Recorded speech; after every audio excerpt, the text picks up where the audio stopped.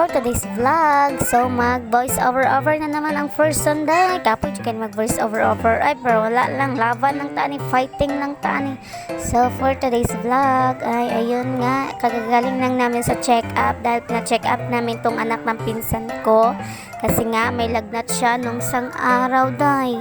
Kawawa naman ang batang to day, kaya sinamahan ko na muna. Kaya ayun, pagkatapos ay pumunta kami sa bahay ng cousin ko. Isa ko pang cousin na lalaki day.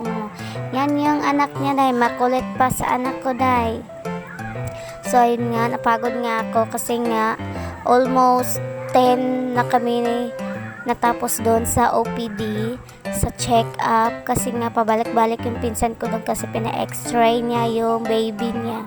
Habang naghihintay doon yung anak ko day ay panay bili, kaya ubos ang pera ng nanay day.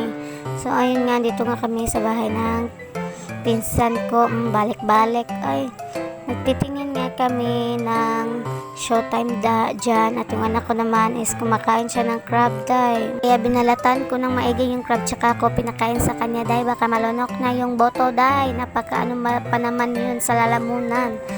So yun nga, pinakain ko siya habang tumitingin ako ng showtime. Yung favorite mong crab, gusto mong kainin pero napaka-hassle niyang kainin dahil panay balat tayo dyan day. Yung anak ko day hingi ng crab tapos ipapabalat sa akin. Hindi marunong day, kaya binalatan ko day, pinakain ko at tinapon ko na yung mga buto niya. At ayun nga, umupo na ako at tumitingin na ako ng showtime dyan. Kaya hanggang dito na lang. Thank you for watching. Bye!